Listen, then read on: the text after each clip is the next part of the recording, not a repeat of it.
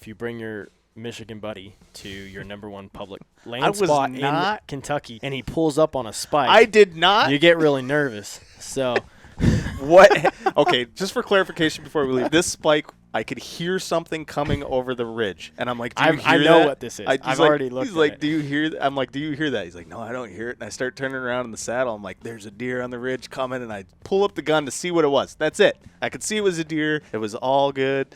I just looked at it, and I turned around. I'm like, it's a spike. And he's like, you were going to shoot it. I'm like, I was not. I hear a spike. I look over. The gun is up. I will. Finger on the trigger. No. Mark my words, man. Next time I buy a Kentucky tag, I'm just going to shoot a spike. I'm going to literally pass a 140. I'm like, I'm shooting this spike. Yeah. You're now listening to the Mobile Venatic podcast.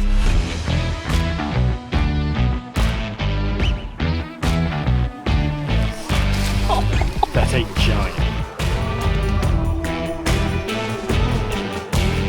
So this is the Mobile Venatic podcast. This is something that we've wanted to do for a while. We've had an idea since A long time. 2 years. Yeah. I See, heard that you one. could, yeah. Yeah. Yeah. But- So, We may have already cut it out, but these kids are fine. They're just having fun upstairs. yep. Thin floors.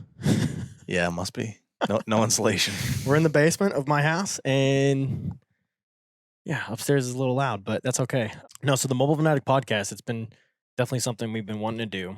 Mhm. And the reason is Mobile Venatic was born from an idea just to kind of create this mobile hunting hub. Mhm. And I think the big reason it was born was because when I kind of came in, to Trophyline, marketing director 3 years ago, small team then, still a small team right now. Yep. But we were definitely looking for some content, honestly. Mhm. And we, I felt like the best form of content was stories, Mhm. specifically from a lot of the The ambassadors. stories from an educational standpoint Yep, as well. yep. Yeah. And when we had this idea to basically since we were a small team, a really small team at that time, 2 people, still 2 people now. Mhm. Been some changes since then, but 2 people. Anyhow, we wanted to make sure that we had a platform to be able to tell these stories. Not every single story is filmed. True. But I think if you ask everybody, And not every filmed hunt is a good story either. exactly.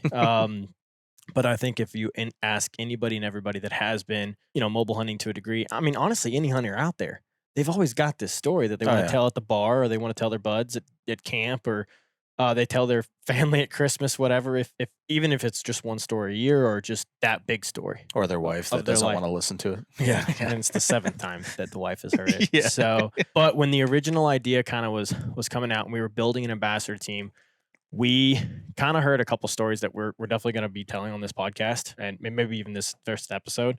But some really specific ones come to mind. That's what really excites me, I think, the most is For this new launch, basically, Mhm. this avenue. Yeah. And I mean, you and I, we talk on the phone all the time as far as work goes.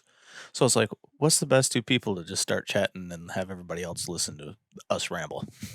You're looking at it or you're listening to it right now. Yep. We might not be the coolest people. We're not. I'm going to take that and I'll say that right now. But you know what? We'll be honest and we'll have fun and we'll tell stories and give our bits of information that we think might help you out. And then we will take information from other people that are much more proficient than us and then, Mhm. help. Our goal is, like Weston said, share stories. And when we share these stories, we want there to be information, and we'll try and call it out for you, that is you're going to be able to take to your everyday of hunting or put into a situation that you might be familiar with. So that's our biggest goal probably, right? Is education and telling other people's stories. It's not about us. It's not about Trophyline. It's not about anything other than just being a Mobile Venatic freak, more or less, Mhm. Do you disagree? No, I mean, no. that was kind of what It's we were not going to talking about. be strict education. It's not going to be strictly stories either. It's just going to be a mix of anything and everything. And I think that, well, yeah, this is going to be something to follow along with, but I also think it's going to be something that, you could also just want to selectively listen to based off of Yeah. what subject or And what story we're telling. we've got goals like Yep. where we want to take this, and I think it'll be a little bit of a mix up of everything eventually over time. And I don't want to try and pitch this whole podcast in the first 5 minutes No.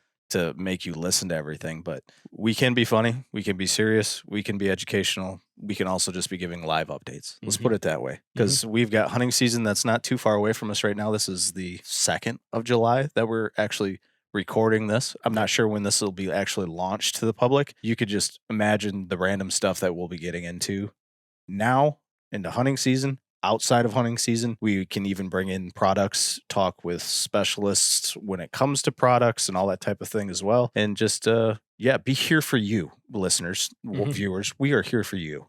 So send us questions too. I can, like, personal questions for Weston. I can ask him, like, are you having any more kids? No, I hope not. No. We'll see, but as of right now, probably not. Yeah. But no, I think the goal, writing notes down, scribbling notes down. Our goal for this first one was going to be to, strictly talk about mobile hunting, but not to a, 3,000 foot view, but like also not, so it's not boring. Sure. So, when we looked at it, I think we want to specifically talk about, introduce me and you, our past with mobile hunting and how we broke into it, which I think is like the origin story for a lot of people that have broken into this. What is mobile hunting to us? What it truly is, and then also, kind of the concepts of this podcast. But really, I think the the title for this episode, I mean, it's "Make the Move" and what that means to us, and why that's kind of our direction forward and our mission statement, almost, if you will, and kind of break into that. I mean, maybe we didn't say it in the beginning. I'm Robert Kennedy. I like to go by Bobby K. I am the media producer for here at Trophyline, and I've been doing that for about 1.5 years, as the date is right now. Come from a somewhat of a YouTube-ish background. I mean, that's probably where Sean first, was like, all right, you can come on the team. And I've been having a blast. Do you want me to go into my whole history right now of hunting and where it got me today, or just I'll introduce introduction? myself, Yeah. and then you can. Yeah, okay. Maybe. So Weston Schrank, we'll get into mobile hunting. I've been in the industry for, I don't know, 10 years, but a little bit longer than that with, writing and internships and different things like that. I went to school at Purdue University specifically for wildlife, which was kind of cool because I thought, heck, I can go to school for deer. I was obsessed with deer hunting. Yeah. But then quickly found out I did not want to work for the state. That's fair. There's a little bit too much red tape. That's fair. So then I kind of went into the private side, and while Purdue wasn't necessarily a good school from a deer standpoint, like some of the other Southern schools, I did feel like it was definitely a launching pad. Got some cool internships, cool jobs, and kind of got my way into the industry, and then fell into marketing from a wildlife biologist to marketing. It's kind of crazy, but really thankful I went to the private side, and then just, recently, which we'll get into, is breaking into the mobile hunting and joining Trophyline. And honestly, it's been I'm learning every single year. That's an interesting point, though. Like, I probably should pivot off that a little bit. Like, my background, and a lot of people that I do know that got into the hunting industry had nothing to do with what their objective was in the beginning of their life. Like, a lot of people want to be somebody or want to be into a certain industry, and it ends up just going a completely different avenue. For me, I worked in ag for a grain elevator in Michigan for almost 13 years. Gave up so much hunting time to be responsible for my family and take care of my family and everything else, to finally where I really owe it to you and Evan, even though Evan left before I came on board. Yep. Evan, by the way, is our past creative director. Yeah. Or director of media. So. But you guys gave me a chance, and I've been having a ball with it ever since. So that's been fun. Definitely a different change of pace from a hunting standpoint, specifically. More time spent in the woods. Yeah. And that's probably comparable to, like, I mean, we're talking about paths of professions, but it's probably comparable to how people get into mobile hunting too. So, like, from my background, my very first deer was probably the closest thing that I ever came to mobile hunting for the first 10, 15 years of my hunting life. So, like, at 12, Dad got me a recurve, and I practiced out in the yard day in and day out, where my goal was to shoot a half a dozen arrows inside of a paper plate at 10 yards, and Dad would take me hunting. So, I mean, at 12, like, you're absolutely obsessed with this stuff, generally speaking, for people that come up in a hunting family. And so it wasn't long, like, Dad was like, yep, looks good, keeping it in there. And we made we called it a bird's nest, which was just basically a brush pile on a fence row, because at the time the family owned maybe 20 acres of huntable property. So we really couldn't do much as far as permanent stands. We never got into food plotting at that point in my life. So it was, let's throw up some brush here. Deer are traveling this edge. And after I think 2 or 3 hunts of hunting there, was able to get my first buck which was a 4-pointer. Actually, first year, first buck, and with my dad by my side. So it's forever ingrained in my With a memory. recurve. With a recurve. Only deer I've shot with a recurve. I stopped at That's at crazy. 12. That's a very steep. Like, let's run up the mountain and then kind of. I'm assuming you came back down. Oh, yeah. And then coasted. Like, Yeah, I mean, that's crazy. the deer was at. I mean, it's really a simplified version of it. It came in at dusk, walked the fence row, along the field, and was less than 3 paces away. So within 5 yards, and never even knew we were there. Point blank. Yeah, point blank. Never. I mean, it was an instinctual shooter as a kid, anyways. At 10 yards, so it's just, holy crap! There's a buck. Pull back, shoot, and freak out. And yeah, that's that kind of does giving me sound the epic. itch right now. Oh yeah. But going past that, that was my first experience with mobile hunting. First of all, the most mobile of mobile you can probably get is grounding and pounding. And then after that, kids go through puberty, get interest in girls or sports. And that's exactly what happened to me until I was, I shot a few more deer in between, but it was just gun season or a youth hunt type kind of thing.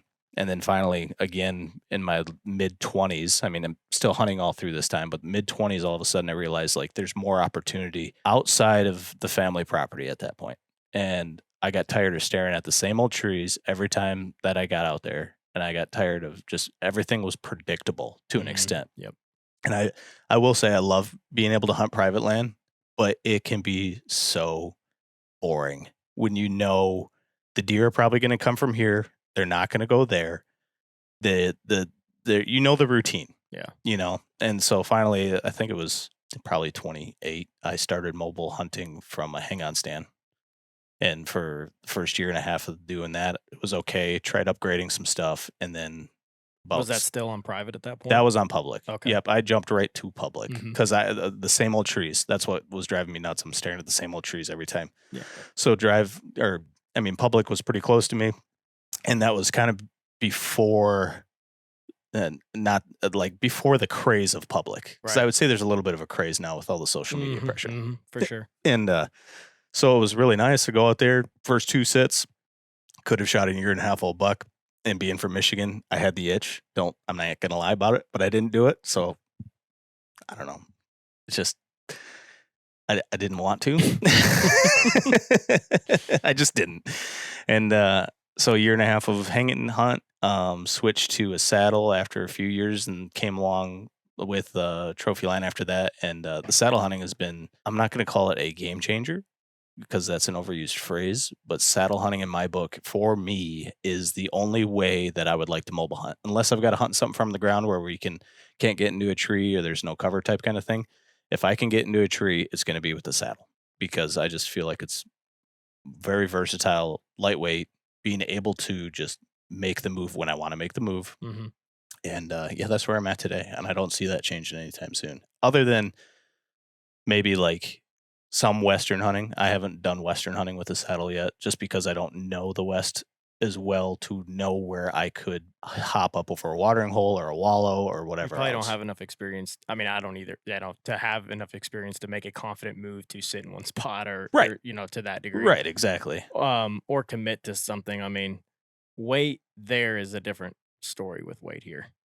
Carrying distance is way more significant. I mean, with the new stuff, I'm more apt to bring it with me. No, I plan on bringing it this fall in September in the vehicle, and if we find something always we can sit over, it's right there for me. It's always a tool. Yeah. My side of things, I mean, very similar. Not a recurve, a 12 gauge. But that's still impressive though. A 12 gauge. I mean, well, yeah. 15 years ago was the almost scar. Oh, nice. Scope eye. But no, it was, I think it was between 9 and 12, somewhere around there. Or I've hunted a few.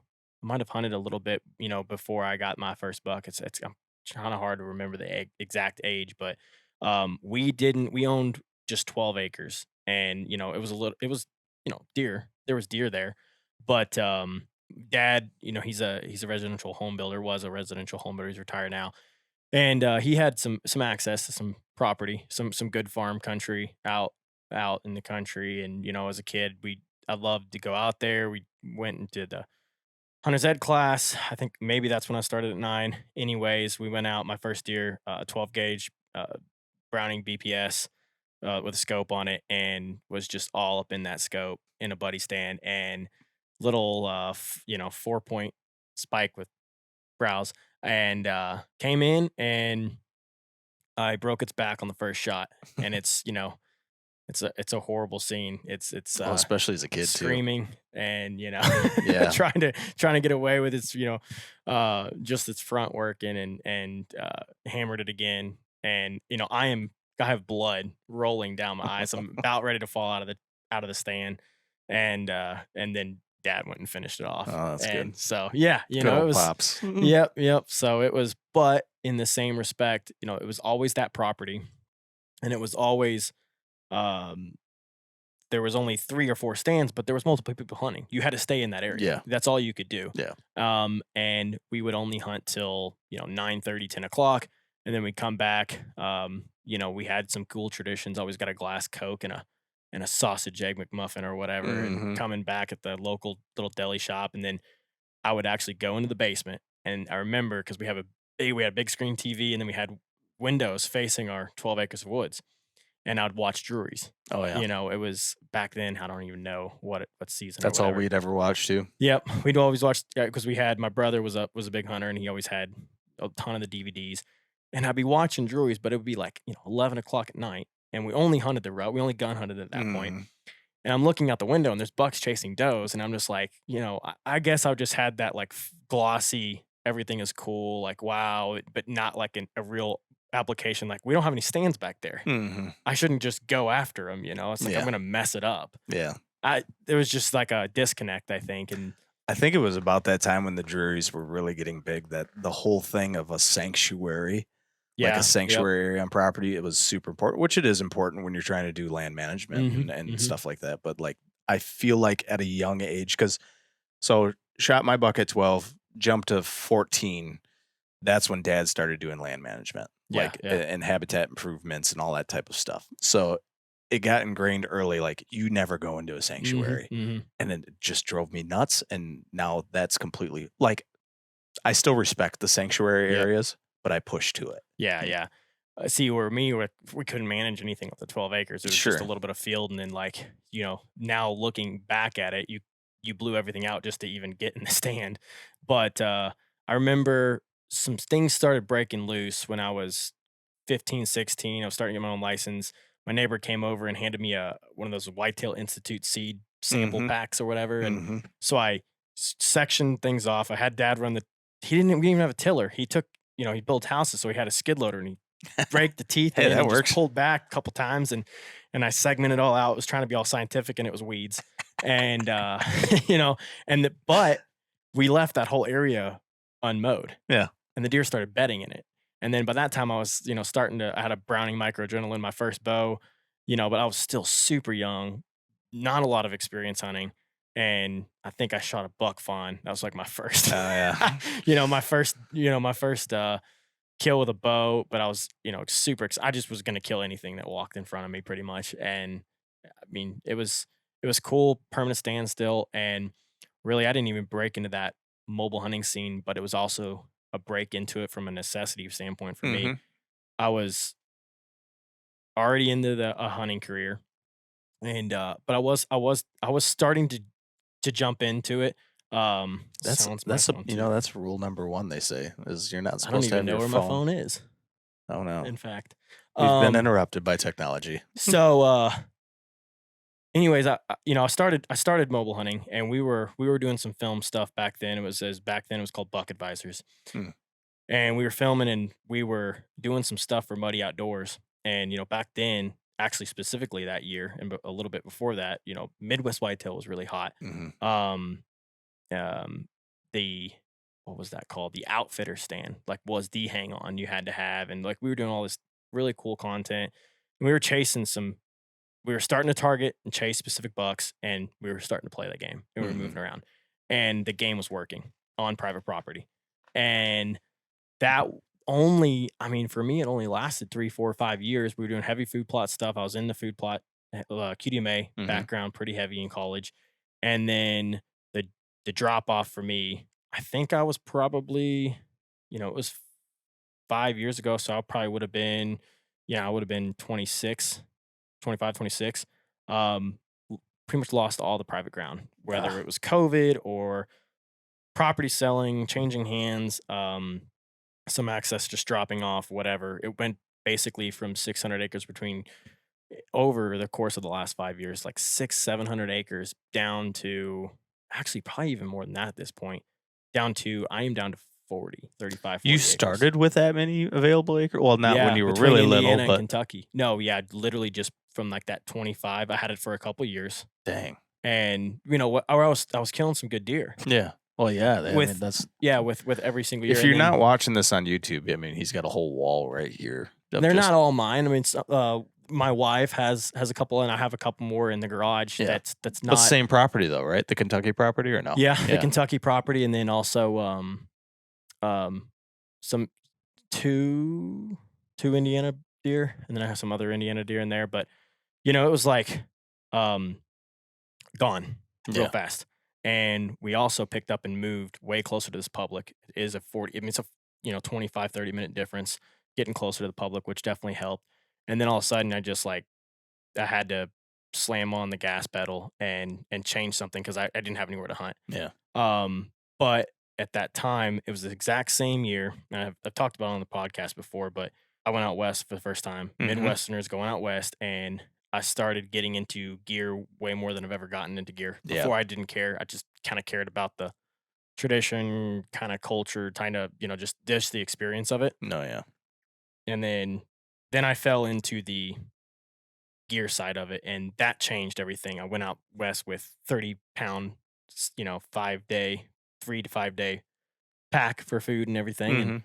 that weighed just as much as my camera gear and my Right. climber stand, and I was using a Summit and then open shot and then like a lone wolf hand climber, and I was done. It was like make or break, and that was at the time I was kind of working for a company that came out with this piece of saddle gear, and it was atrocious, but it was I know which one a you're talking change. about. It Yeah, was a yeah, change, and um, but I think that but the chasing, method was still available, yeah, even though it was cruddy. The method was there. yep, the method was there and the need was there because at that time I was more focused on Kentucky public because I had a longer hunt, and I felt like I found something we want to talk about later on this podcast, which is some details that I Mm. really tried to focus on that gave more opportunity, lended itself more to than what was over here on that side of the river. So, that's kind of how I think I started, and it wasn't, yes, it was gear intensive for me, but it's not even close to gear intensive like it is now. Mhm. Not even close. No, I think I had similar experience when I went to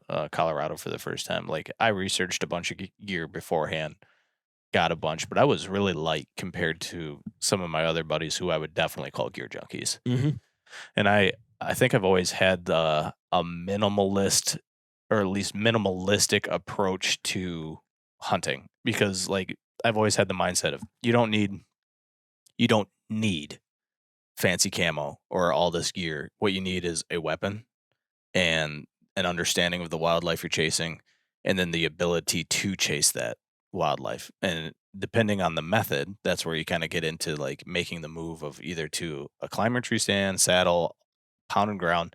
Like that's where I started focusing my energy. Instead of the gear itself, it was like what method do I want Hmm. to take, you know? And saddle just happened to be that way and it really the hang on stand was nice on the public land, had opportunity, didn't take the opportunity, but I was sold probably 3 or 4 years ago with the saddle when all I did, and this happened to be on private property, my family property now. I moved stand location. There was a permanent stand there, ladder stand, been there for 15 plus years. And I moved 40 yards away from that and instantly had more opportunity and shot a buck on the second or third morning, one of the Yep. bucks that I was after. And I was like, yeah, this is exactly why I started doing this. I have a question because I experienced this. and I experienced this to this day. Did you ever, since you're coming from that private side, and Mhm. I know for a fact you have a lot of family hunting. I know maybe it's gun season, but there is a lot of people hunting there. But bow season still gets probably up to like 4 people. So, was there ever this pushback because they was there ever this pushback because they perceived that mobile hunting aspect, especially on a It's private ground taking like that? opportunity away from them. One, but also like they they just thinking that while you're experimenting, right, Mhm. you are testing theories, Yeah, and yeah, yeah. that's the fun part about it. But yeah, when there's that many people, but like I felt like I've experienced pushback because you're just you're impatient, you're moving around, just stay still. The opportunity is going to come to you. You know, Oh, I don't they never really said anything like that to me, and granted, like, yeah, that ladder stand in this example that was there probably could have shot some of these deer that I have shot, but right? it also may not have, you know what I mean? And Yeah, the only thing I had trouble with on the private property side was, so like how I mentioned my dad got into habitat management, and I wouldn't say he was like big into QDMA, but he wanted to make sure that, we could hold deer on the property without scaring them off. So he was worried that I would be pushing too hard. yes, And so yeah, maybe that's where it's landed me today, is not pushing too hard. right. You hear people talk about hunt the freshest sign, stop at the freshest sign, don't push past the fresh sign, and I basically trained myself to be that way Hmm. unintentionally, Yep. just because of my dad being nervous that I would push deer out. And as far as family property go, like you mentioned, the 600 acres, we had up until like a few years ago, we only had 100 acres, with half of that being ag field, um, for almost 8 people that hunted it. That's So it insane. Yeah. and I've made a video before about how public versus private and that type of thing can be similar in fashion, because you don't, even on public land, and depending on the state you're in, you don't find necessarily 8 people on 100 acres, because the habitat can't hold that many deer for people to hunt that tight together either. Hmm. Hmm. So that was, you know, a plus and a minus to me, taking on the aspect of mobile hunting, because dad was nervous and I didn't want to make pops nervous. And I'm probably, to be honest, I've got a sibling and brother-in-law and cousin and grandpa, and they may have been jealous of the opportunity. But the other thing I talked about too is like how limited time I had with the old job. Yeah. I mean, there was 2 years in a row. Michigan's got almost a 3-month long deer season. I had 5 days out in the field, and I shot a buck on the second year. I had 5 days out in the field. So it's like I had to take that Yeah. opportunity. There's Like no if time. if there if there's the slightest bit of chance by me moving that 40 yards to be able to get the buck that I was after, I'm going to take it, because I Yep. don't have the time. Yeah. Yeah. You almost think about it like you're gonna have to run. You have to run full speed and hope it smacks you in the face. Yeah, and I'm not like a badass or whatever, mobile hunter. Like, some of these guys have been doing it for forever, and they're super proficient, and they know, going into a blank slate or going into a new piece of ground, they've already got an idea exactly where they want to go. I have ideas what I want to do, and just as anybody would, new hunter even going in, you know what? They're going to have an idea of what they want to do going in. If they're doing any type of e-scouting, or if they're just walking in from a parking lot, they're going to naturally find something that entices them to hunt those areas. But there is definitely a level of a hunter that just gets it down so well, so fast. And I think it starts from basics. Like, I Hmm. think a lot of hunters don't hammer out those basics, the 101 of hunting, don't understand what a track is, or a rub or a scrape, and then you move on to the power of their nose, the direction of the wind, Yep. thermals, these like type of basics. If you don't understand that from the start, I don't think you can make that leap to I don't know, a The, superior hunting level, but the just an upper echelon of skill. and the type of time frame we're also discussing here is the onset of all the educational material being at your fingertips. I mean, it Now, really is. I yeah, mean, for sure. yeah. I mean, it was always progressing, but again, I always kind of had like, and then you're the same way coming up from a teenager, into early 20s. Like you have that glassy film over you have a lot going on. Yeah, you You really got do. license, you're going to high school to college, and like, Hmm. I also approached it from the gear standpoint of, but also from a budget standpoint, like not spending a whole lot of money on the gear and not getting intensive into that. Yeah, we had some technical difficulties, and then a phone call came through we needed to take from one of our most specialists of people that we know. He's so special. Yeah. So I have no idea where we're leaving off. You were talking, and then I discovered you were talking. And that's when the phone call came in. No, I don't remember. I had talked about. Oh no, this is bad. This is the listeners are gonna hate us right now. Yes, Well, you could plug a commercial in right there. perhaps.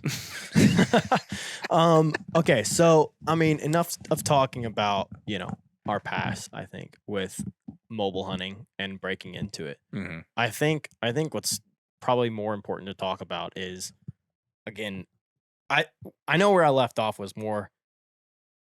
I was also on more budget constraints, but not like that's why I wasn't getting gear intensive. It was just more that's focused right. on the experiences. Yep. But I think what's good to break into is specifically hitting the points of mobile hunting that, like, not necessarily defining it at the 3,000 foot. Like, what is it, right? Like, what is it to us? What is it the defining factor that, and whether it's mobile hunting or just hunting or So it's there's a lot of verb. Yeah, and we took a little take on this on the film Evan made for us. Yep. And the thing I said was like, I feel like mobile hunting is the way hunting always was, not necessarily supposed to be, but it's going back to your roots, because you think it just passed just 30 years ago. 30 years ago, 35 years ago, Michigan couldn't have blinds that were raised off the ground. So you had guys that would push woods together and do stuff like that. And you go back even further to the Native Americans or even over in Europe, like there is barely any type of sit and wait. And that's how it was back in the day. Well, they'd sit over the licks, like they'd sit over the licks, whether it's like not like a bait, but right, the natural licks, and animals would come They in. could. Yeah, they but could, I mean, you mean hunting parties and everything else that happen. Oh yeah. Either what I'm saying is it's like a root. It's use like a fire. It's the root. Yeah. I mean, it's Dude, crazy. they would do, yeah, we're not doing that. I might want to set fire to some grass for regeneration, but I don't want to do it for driving deer. So we were laughing about fire. We are learning so much in our very first podcast here. We've had many technical difficulties. Our recording just stopped, and we didn't realize it for Weston's whole entire story. I was in the middle of talking about what mobile hunting is to me, and I gave the broad spectrum view, and it didn't even record. Basically, what I was trying to say was broad spectrum, because I was given the 3,000 foot, is that mobile hunting to me is seeing an opportunity and then having the opportunity or the ability to take. Let me start that over. Seeing an opportunity and then having the ability to take advantage of that opportunity. So whether that be a small, minute detail, which Weston's going to talk about here in a second, or it's just understanding the detail of a deer's pattern in general, or wind or anything else, take opportunity of what's given to you, because we can't change many things in life, but we can change the way we attack things, and I feel like that is a core item to mobile hunting. Yeah. So now, without further ado, here we go again. Yeah. Again, guys, we're just learning how to do this for the first time, but rather than just talk about a 30,000 foot view the entire time, we wanted to kind of jump into something a little bit more juicy with stories, and again, mobile hunting, make the move. You have to notice the opportunity, and then you have to try to capitalize on that opportunity. So starting with basics. Right, and you're going to get, again, some guys are super proficient at this. Mm-hmm. Some guys aren't. I'm not, but I like to think that I'm open enough to look at every single opportunity present, make that move, and, definitely come within scoring distance. If I could just, finish the job and shoot a little bit better, I'd definitely have a few more under my belt. But that's anybody and everybody that ever it always happens. That's bow hunting. That's bow hunting. But what we wanted to specifically focus on and give examples of for this first podcast would be make the move, notice the opportunity, but notice that single detail that makes that opportunity present. It makes it come together. And and again, you hit it on the head. You got to know about deer. You got to know the behavior. You got to know as many puzzle pieces as you can. You got to gather all that. Yeah, and that can be more We can dive deeper into that type of thing as well in future Yep. episodes coming up, like really diving into the details of the basics. Mm-hmm. And we're not going to try and overcomplicate things either. Nope. Because like you don't have to overcomplicate wind. You don't have to overcomplicate thermals. It's just there's facts and then there's, just rambling. Yeah. I mean, you can, and, I think the rambling comes in because you're sitting there. You're trying to justify. Yeah. It's all theories. It's all hypothesis. It's all testing. Yeah. And then you have to rationalize your thoughts. It's rationalizations, yep. And then when you get there and the wind is doing the exact opposite or the thermals are doing the exact opposite of maybe even what they should, you're trying to rationalize it. And that's where I think the that's rambling true. can come. That's true. How many times do we ramble on you hunting, hill country more than you've ever done before probably this year or this past year? Yeah. There's a lot of rationalization that comes. Yeah, in and I'll say too. Sometimes I just don't care, and I'm just going to hunt it because it's the only it's the only time I can do it. Yeah, I'm doing experience. It. Yeah. Again, kind of bringing it back to the point, we wanted to talk about that specific detail and provide examples of that. You notice the opportunity to be able to capitalize on it. There's a single detail I think that kind of always falls into place, or maybe that's just me rationalizing in my mind that, I noticed one detail that just laid out the whole plan almost for me. Yeah. Like I wanted to do this, I wanted to do this, I wanted to do this. Here's my wish list. Retelling the story. So finding a target buck, what you know about him, his movements, hopefully his general bedding areas potentially, wherever the sanctuary is on the private piece or where they're coming from. Footwork and knowledge. Your footwork and knowledge. You're getting all these pieces together. You're picking general spots to hunt, wind, but maybe there's that single piece of detail that kind of just sheds brand new light. Like, oh, he's not over here. He's over here. Oh, this is why he's taking it because of said thermals or whatever it happens to be. Or wow, you're not even going to see this until you hunt 5 times and you see some type of pressure coming into the situation, whether it be whatever. Coyotes, a guy on the 4-wheeler. Yeah. Coyotes, whatever. Coyotes ruin a lot of whatever it happens to be. Predestined information. So one specific example from a single detail that kind of brings everything together was Kentucky. Was it last year? Last year or 2 years ago? Are we telling the same story that we didn't record, or is this a different? No, it's the same. Okay. Same story. So, anyways, hunting this property, setting up. It's a private piece of property. It's around 300 acres. And imagine a meteor hits the earth and there's a impact crater. The crater is a pasture, cattle farm, fences, just blocked off, minimal to no cover in the fence rows. The cover is strictly on the outside, the rim. It's about 150 feet, and it's pretty drastic of a climb. It's you're really going to have to, it's like a 45 degree. It's definitely almost straight up. And the deer are bedding halfway up it on blow down trees. The root ball comes up, creates, miniature benches everywhere. And that's kind of where they're bedding on, halfway up, and then they're coming off. And there's only 60 yards of woods before the pasture starts. And there's also a spring-fed stream that runs through the pasture on the outer edge, all the outer pasture, all the way around this whole farm. It almost works like they come out into those pastures, and it works like a clock. They either go to heavy CRP and feed in some natural forbs and different things like that, or they work towards an alfalfa field that's off the property. So it's like counterclockwise or clockwise. Yeah. But they all work on the outermost sections. There was a big bachelor group of bucks I picked up on, as per usual. And in it, there's what I guess to be over 160, maybe approaching the 170, maybe even bigger. He was a very big frame deer. He was out of velvet. His boys were in velvet. Actually, the first day or two I hunted him, he was still in velvet, but he was shaking it off. And he also had a 3-inch drop. I'm talking like a picket fence, nice mass, and a drop. And, nice mass. I mean, he had everything. He had us like what I call a younger brother that looked exactly like his frame, that was in the 140 ballpark, that was still in velvet, that I, now regret passing because he was at 20 yards. It was a chip shot. That 140 was, and he wasn't. But they'd bed on the high hill. You had a couple Right on. situations like that last year. Yes, I did.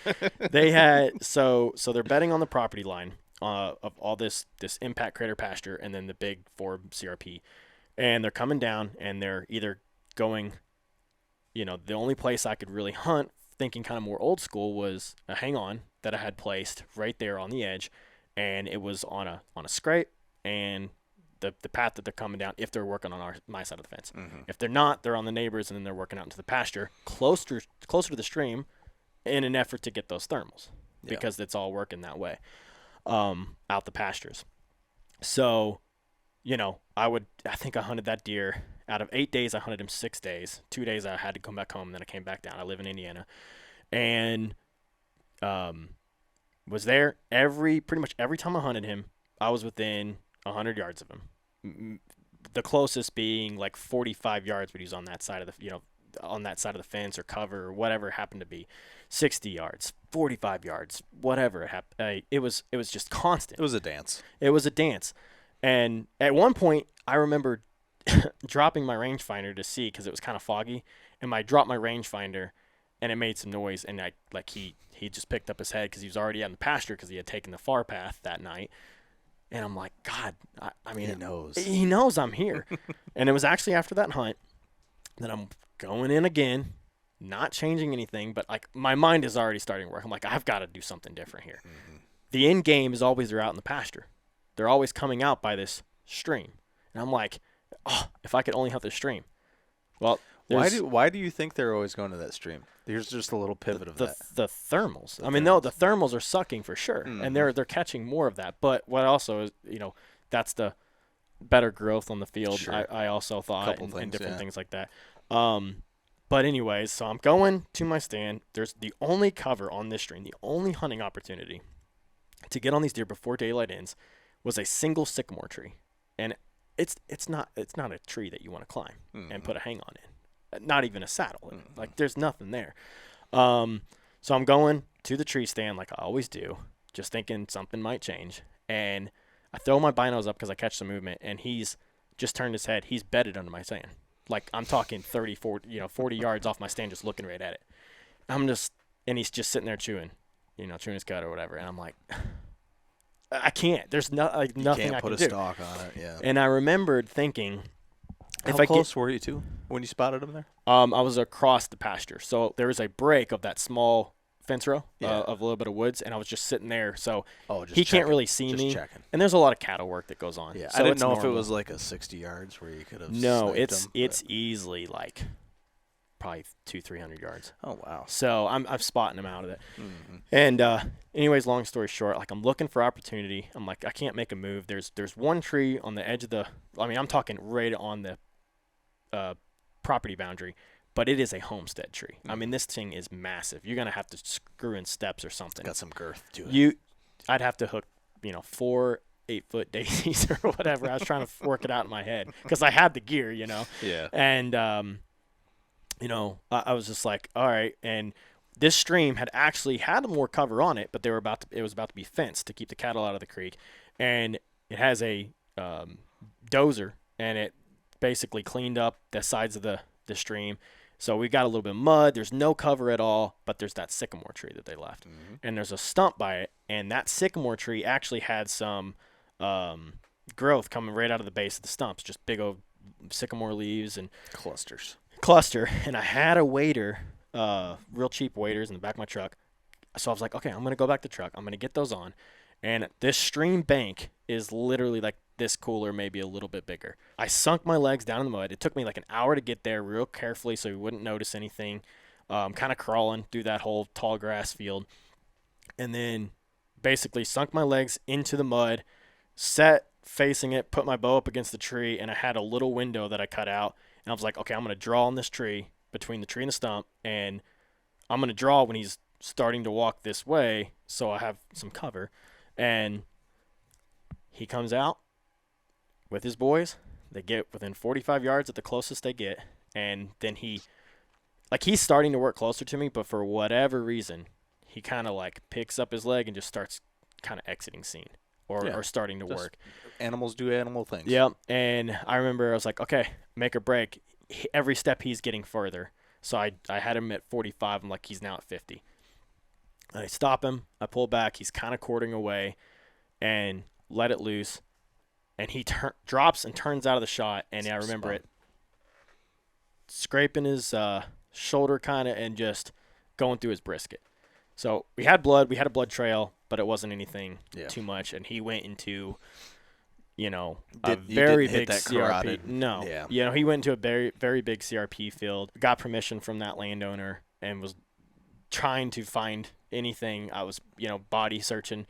And basically, I had a dog called at one point, but I just was like not confident at all. Yeah. And but I've had many instances where I've come super close. Yeah. Well, I've done that, but I've also honestly, just no, I don't want to injure an animal.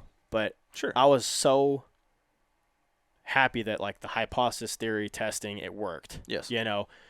Just because of noticing that you detail. saw the detail, you had the means to make Yep. capitalize on the opportunity. Mm-hmm. It would just happen to be just an errant shot or whatever you want to call it. Mm-hmm. Not trying to downplay it or anything like that, but you were a hair away from having. Yep. Would it be your biggest buck too? Probably. Oh, for sure. Besides maybe another one that I didn't capitalize on this year, last year, yeah, 2 years ago. But the year before that, I made another mistake on another big one. I think though, when you push hard like that and you try to seize that detail and try and take advantage of that, you're gonna have more. Well, first of all, you're going to have more success. Second, you're going to have at least more opportunity to have success. Yeah. So with more opportunity to have success, you're going to have more failure mixed into it. Mm-hmm. Does that make sense? Yeah, and I think I get sucked in the moment holy crap. It worked. Oh my gosh, they're coming. That's how I felt. No doubt, dude. Honestly though. You get this rush where it's again, a rationalization. Yeah. What am I doing? I'm way too far in. I'm in over my head here, And I think that's what's fun because, again, when you become proficient at an experience that some of those out of the norm experiences, they just don't expect it, and I think that's what's really cool. But at the same time, you're I find myself in those situations often, and I'm wondering if can I draw in this situation? Oh yeah. And especially the ground game, dude. The ground game is so tough for that type. Mm-hmm. You just add. We had ground game in Nodak. We did. It was is this gonna work? Dude, I was having a hard time moving the camera. Didn't I pull back on a buck in Nodak just to practice? You may have. I think I probably was hoping you were going to shoot it. It wouldn't surprise me. Oh, yeah. My phone was probably that little 8 point. Yeah, it was. Yeah, shoot it. I know who's texting me. It's the Michigan guy behind me. Hey. We seize the opportunity. But speaking of Michigan, along the lines of what Weston said, last year I found early season, had success, and what I said before the recording stopped. So we've talked about all this already. Sorry that we're hearing it for the second time now. Mm-hmm. But early season is super important, in my opinion, for seizing patterns. When was that? Did you mention the date when you just that would have been September. So definitely 7th, early 8th. season. Yeah. Oh yeah, the deer was in velvet when I was hunting him. He was bloodhorn. Yeah. For 3 or 4 days or whatever after. Dude, that would have been so cool if you would have. Oh yeah, he still had velvet on his bases, kind of hanging out. Yeah. So that's where you can seize that opportunity because they are patternable, or at least more patternable. They come to the same bean field, same food source, generally, all through the summer, leading up into probably the first week of October, if not later into the year, depending on where you're at through the U.S. You know what I mean? It's where most of the big bucks are shot, most of the record book buck shot, early season. So last year, Michigan, early season, we open October 1st. The 1st and 2nd, I hunted, had opportunity at some nice 2.5-year-olds, passed on them because there was 2 bucks I had in mind that I wanted to try and shoot because I tried, with being a private property, family members that hunt, I try to limit my, even though I'm a Michigan guy, like you said, I still try and limit to a certain caliber of deer that we have available to us. So the top 10% rule people talk about. So there was 2 bucks, and the 1st and 2nd of October, we can trail cameras. I was getting pictures on a specific trail camera of the pattern they're crossing, And I would still see these bucks in the other 2 locations that I was hunting, but I'm like, man, they are hitting the corner of this food plot. They're cutting across, and they weren't even really feeding. They're cutting across the corner of this food plot on the edge of CRP.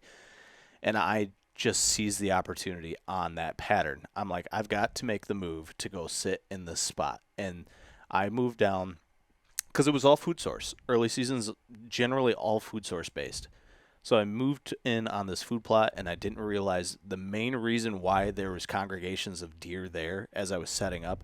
We had acorns falling exactly 30 yards away from where the trail camera was. Never had acorns there falling before in previous years that I'm aware of. I had an apple tree that was Were they white oaks? Or yeah, white oaks. Yeah, 10 yards away was another a wild apple tree that was loaded and dropping.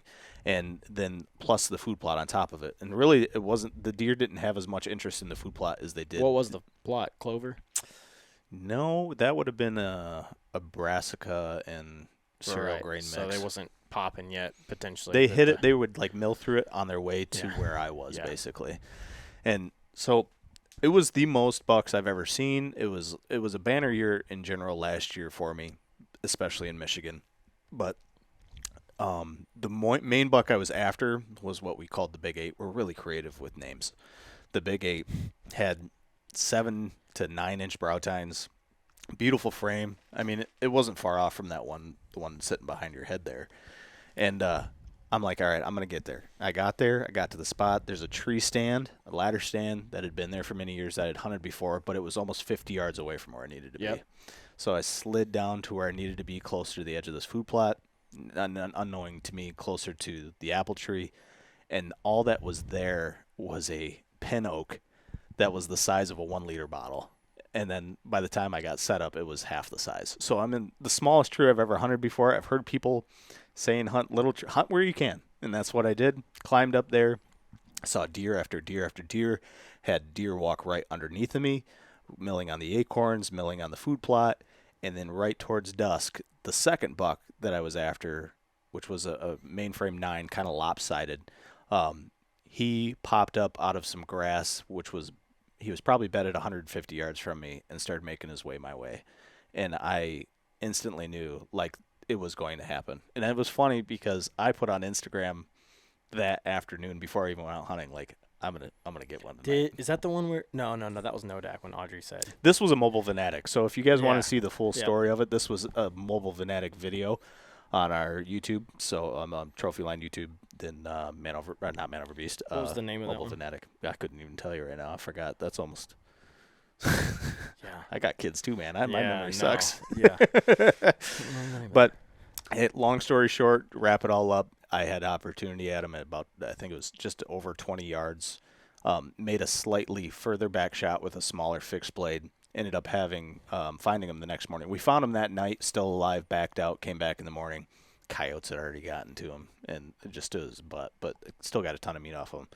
And it all came, that boils down to the tiny little details of pattern, and then whatever food source is hot at that moment. Yeah. And it wasn't necessarily the food plot.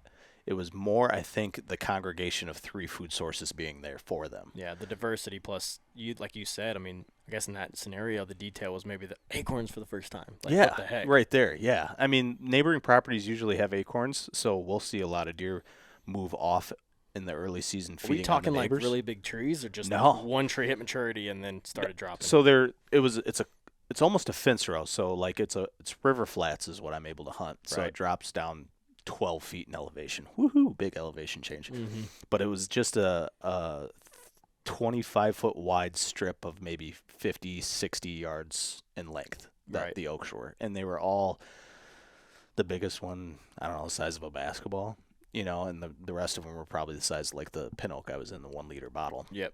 And and maybe they've fallen there before and we've just never noticed it. I mean, you can walk past details for years without understanding what's going on. So like, if I was going to give any tip off of this podcast right now from this episode, other than staying mobile, is get out in the woods more often Be observant. and be observant. Exactly. Be more observant. Yeah. Yeah. If you think you're observant, be more observant. Go beyond. Yeah, really, honestly. Yeah. So for you guys that don't know, Weston is one of the most positive hunters that I've ever hunted with. First time we ever hunted together in Kentucky, this is what he did to me.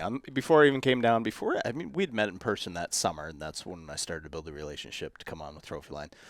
But I've never hunted with you. First of all, you offered me a place to stay in your driveway, and I've slept at your house now many times, which is I'm glad I'm not now with your 3 kids. Yeah, but it's a little noisy upstairs now. So but he's like, all right, come on down. You can stay at my place. We're going to go to Kentucky. I know this spot. I guarantee. He said guarantee. I don't know how many times. I mean, this is my number 1 public spot in Kentucky. Guarantee a 130. Yeah. Guarantee. And it's like, all right, dude, let's go. And I'm like, in the back of my head, I'm like, I know guys like to overpromise, underdeliver. And that's it.